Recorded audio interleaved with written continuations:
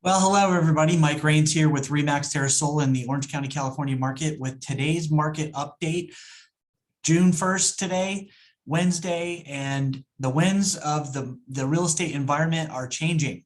So that's what we're going to be talking about today. And, it's one of those things where as the market moves up and down, we want to keep everybody posted so that you as the consumer are educated, as well as if you're a seller or a buyer, what you need to know to be able to successful in this market. So some of the things that are happening right now is that, as we said, the landscape is changing a little bit. Right now, the active inventory, as we've been talking about in the past, it's been so low. It continues to be low, but it is on the rise. We're up 245 homes over 2 weeks ago, which is good. We need more inventory to be able to fulfill the number of buyers that want to buy homes. So that's an important thing, that the inventory is rising a little bit. And we also see at the same time the number of homes that are in the pending status, which means it's gone under contract. That's on the decrease, not by much though. It's only down 66 homes over the last 2 weeks.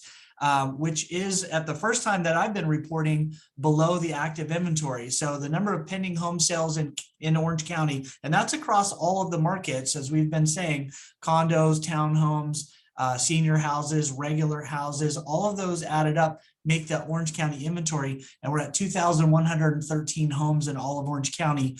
And the number of existing inventory is 2,697 homes. So the pending sales at 2,113 is below that. So that's the first time, because as I've been reporting in the past, the number of pending home sales have exceeded the amount of inventory. So this is a flip now to that, which is a good sign from the inventory.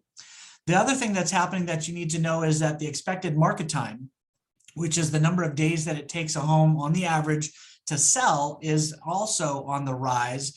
And so the overall average of all price points, all the way up through multi-million dollar homes, the average is 38 days, and that's up from where it has been. Still a hot seller's market, but down in the different segments. So you have 35 days for homes that are priced between $750,000 and $1 million, and we have 24 days, which is the average time that it takes for a home priced under 750,000. And just to give you perspective, anything that's under 60 days is a hot seller's market. So once it starts to get over 60 days, heading towards that 120 days, that's just a regular seller's market. And then anything that starts to climb above that becomes something that it goes into the buyer's favor on that.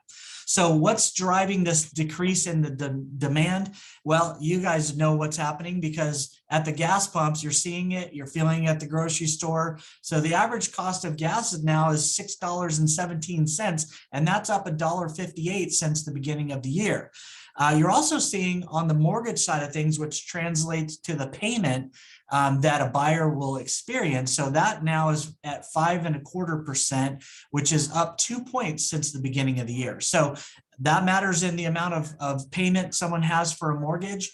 But at the same time, buyers are still buying because rents are still on the rise. The inventory is short. I've had multiple clients have to look for new property, and they're coming out of one rental payment into another, and they're shocked at what's not available, and the prices are higher. So it's still a good thing to do is to buy a home for that reason.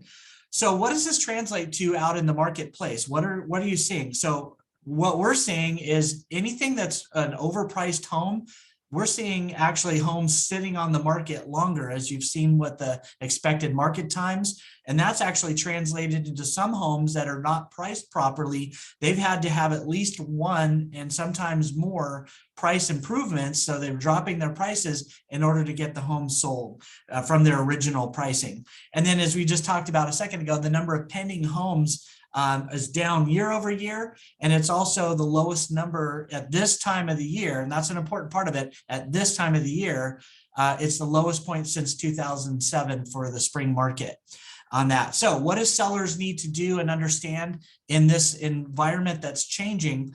The home, number one, needs to be priced right.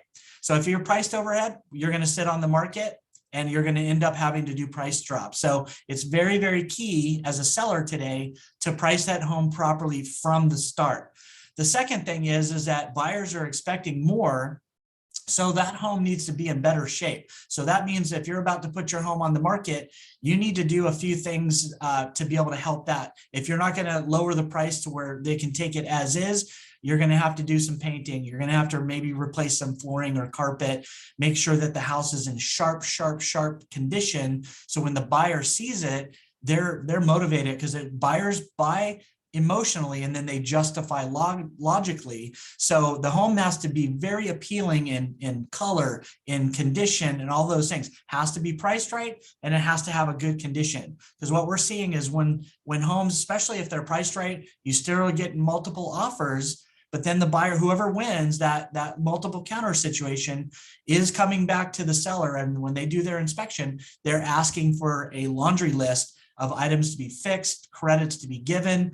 And so what used to be where a seller can just say, no, I've got 16 other offers that want it, and the buyer ends up having to take it as is. Well, that's changing. So buyers are asking for more. So you might as well address that up front, have a pre-listing inspection even, and that'll give you a list of things that should be fixed prior to it. That's going to be very key to the success of a seller in this market. So I hope that helps you.